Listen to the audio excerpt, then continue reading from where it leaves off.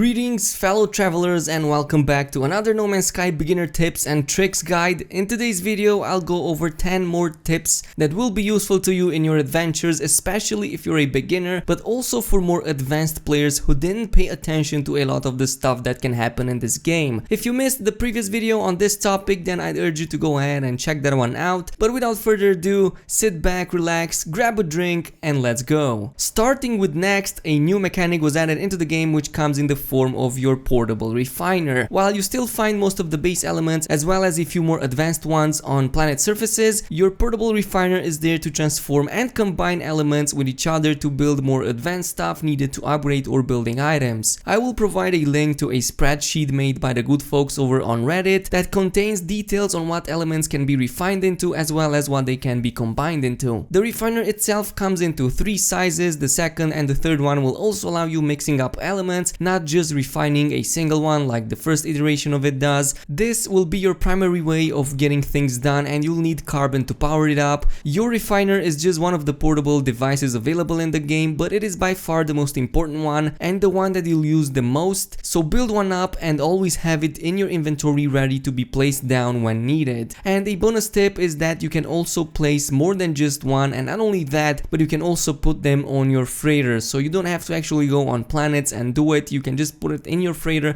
and even dedicate a whole room just to this. The analyze visor and your scanner are one of the first things your game prompts you to repair. Their importance is paramount to the planetary gameplay and it's something you will spend a lot of time using. Your scanner, which is bound to the button C on your keyboard or L3 on your controller by default, will show you nearby element deposits and gatherable plants such as sodium, oxygen-rich plants, dihydrogen or carbon crystals. In the beginning you should be using this all the time to get pointers towards the nearest resource as often as possible. The analyze visor is even more important as it will not only be the main way you document your discoveries but also be the main way to find hidden items or treasures, unlocking bonus resources, and if you upgrade it, it will even be a very good way of making tons of money. From the very beginning, on top of repairing those tags, also pay a visit to the space station merchants to get upgrade modules, preferably max rank ones for your analyze visor. Each max rank upgrade module increases the units you're being rewarded per scan tremendously, also reduces the time required for scanning something. For example, a visor with 3 updates can give you up to 300,000 units per animal scan, making it an extremely good method of making units early on, and it's definitely going to be useful to you no matter what you're doing. You're going to analyze a lot of stuff in this game, so might as well just make a lot of money using it. A lot of folks are missing tons of blueprints lately, especially for stuff like high-end crafting, the newly added base parts, and some even the blueprint analyzer. Well, to reassure you, that's not a bug, or at least it should not be, and all of these are actually tied in with the base missions. In short, to unlock high-end crafting blueprints such as circuit boards, living glass, the new base parts, and the blueprint analyzer, you'll need to have completed all of the base missions in No Man's Sky. The mission starts soon after you repair your ship in the beginning of the game, and after learning to set up your base computer, it is then when you're also given the blueprint analyzer. The analyzer itself is used to unlock the new base parts that were added in this update. I strongly recommend unlocking the portal terminus first as it's way more useful than anything else until that point. To do this, you need to scout for hidden underground treasures that hold the necessary currency to unlock it, and you only require 2 of them to unlock this portal terminus. The base missions involve you setting up and claiming a home base, recruiting various NPCs such as technicians, agriculturalists, scientists, and so on that will put you through a series of quests at the end of which you'll be rewarded the necessary blueprints I was talking about earlier. Eventually you'll be able to build your own farm, exocrafts, and literally any structure imaginable with the hundreds of base parts you'll be able to unlock. Since we're on the subject of base missions, after finishing all of them you might be granted access to planetary land vehicles called exocrafts. They come in 3 unique models: the Nomad, the Roamer, and finally the Colossus. As the name and their size might imply, they also serve different purposes. The Nomad itself is the smallest exocraft of all of the 3 capacity, both in size and in inventory, but it's also the most agile and the only one that can travel on water. The Colossus is a huge six-wheeler with large inventory capacity, slow movement speed, and a huge mining laser on it. The Roamer is somewhere in between these two, being somewhat agile while retaining a bigger inventory size and the possibility for greater firepower. To have an exocraft available and summonable, you'll need to first place down a geobay that spawns it. Afterwards, you can safely dismantle the bay and you'll be able to summon that exocraft from your quick menu anywhere you want on that planet, as long as you're not too far away from it. Just keep in mind that currently in the game, exocrafts are quite useless unless you want to do like races with your friends, simply because the jetpack boosts are so good, especially when you upgrade them, that the on-foot gameplay in No Man's Sky is right now way better than, just using exocraft, so just keep that in mind. I've talked about the next point on the list briefly in the previous tips video, but I'll cover it here as well a little bit more extensively. In the beginning, you'll realize that your inventory is rather small and can quickly fill up. I've told you about the possibility of upgrading it in any of the three categories by using the drop pods found on either space stations, which are quite convenient, or on planet surfaces. These pods can also be found randomly on planets. You can find them by using your signal booster, but I have found that simply scanning with your ship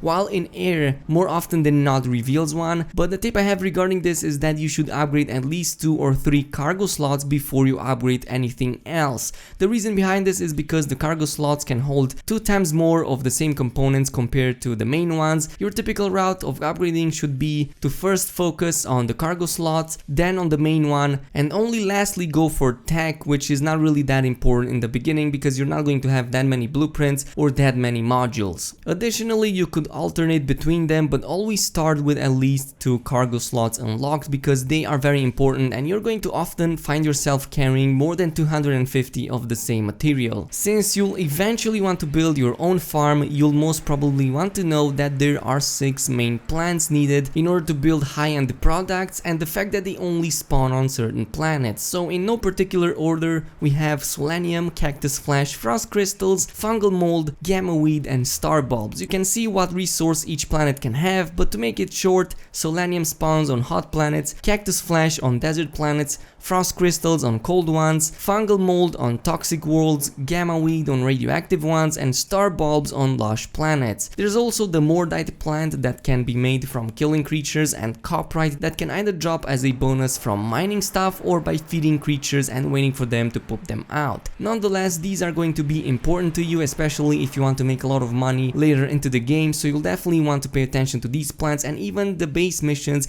will point you towards collecting them. So in fact, I would suggest you to collect them in advance every time you stumble upon such a planet that can hold one of them, and collect a few hundred of them because they will be useful for your base missions. It's just something that I always do in preparation for these types of missions, and it's definitely way easier to do it that way. In the beginning hours of the game, you'll want to interact with as many aliens you encounter as you can. Not only is this useful for a very early mission from Polo that requires you to speak to 30 aliens, but in general you will also be rewarded items, nanites, or even multi-tools if you choose the appropriate dialogue options, and of course if you're lucky enough. The best way to find a ton of NPCs to talk to is at the space station or trading posts. Not only that, but you can also ask for directions to different locations, such as manufacturing facilities which reward you blueprints, or barter with them in exchange of learning their language, and so on. Nonetheless, you want to interact with them as much as possible, especially early on, because it's gonna be useful. Speaking of alien languages, you'll more often than not find knowledge stones or learn words from aliens themselves. This both counts for achievements, but its biggest use comes from the fact that you'll be able to better understand what an alien wants during a conversation, which in turn means now you'll know exactly what dialogue options to pick. The best way to find a lot of words in quick succession is by visiting atlas stations, which you do anyway during the main quest line. They come in the form of those shiny balls of light scattered around the landing area, so proceed to pick all of them up, and each time you do it, you're gonna be rewarded a certain word. Similarly, monoliths and abandoned buildings also hold a few of these around them, and knowledge stones can also randomly spawn in the wild for easy pickup. With 3 main languages in the game and 1 for the atlas, there are over 1600 words for you to pick up and learn, and it's sometimes fun to see what that judgmental alien has to say about you, for example. every time you do a mission, especially the Atlas Path or the Artemis questline, make sure you always have it highlighted in your pause menu quest log. The game is very iffy if you don't properly highlight the quest you're planning to do, which in turn can make you miss out or even completely bug out of the quest, especially on the Atlas Path. For some reason the game doesn't auto update the quest markers at all, even if you're following all of its requirements, so just keep an eye out and remember about this when you're doing any quests. In fact, I am willing to bet that most of you guys who have problems not getting certain stuff from quests like blueprints or items have this issue exactly because you didn't pick it into the quest log, which of course is an oversight by Hello Games. I hope it's gonna be fixed, but don't keep your hopes too high because this is a bug as old as No Man's Sky itself. Just to give you an example, I have encountered the fleet fuel blueprint bug because I was not properly highlighting the quest and following the indications precisely, but it got fixed for me a few seconds later as I have re-highlighted it in the quest log and kept entering and exiting that room up until the marker finally appeared over the terminal. So yeah, just try doing it. It eventually should work, but if it doesn't, well, just retrace your steps and you better have some backups at hand. And this brings us to the 10th and final point on the list, which is of course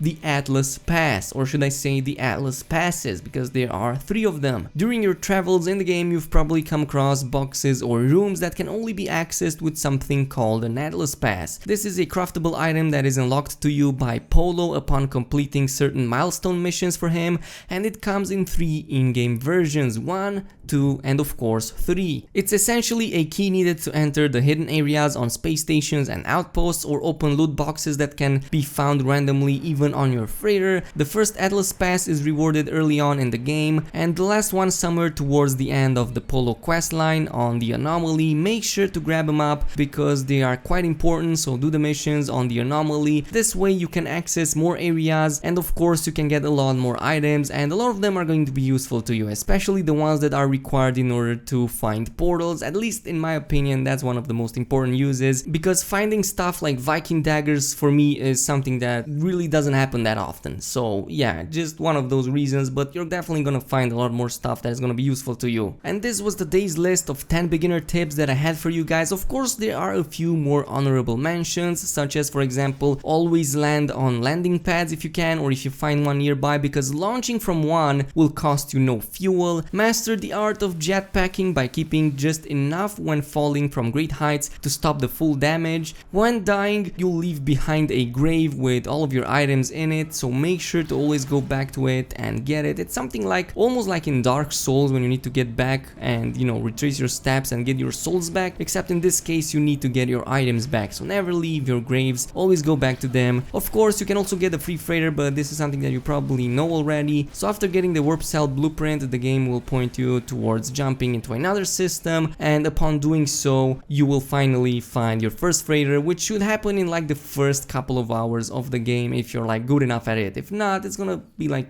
4 or 5 hours depending on how you play the game. And this is all we have for today, ladies and gents. I hope that this video and the previous one as well cover all the beginner tips that can possibly exist, because we'll jump into more advanced stuff with the upcoming videos. But that's all the time we have for today. If you enjoyed this video, then don't forget to give it a thumbs up and subscribe to the channel if you didn't already. Also activate the notification bell, and I will see you guys in our next awesome space adventure.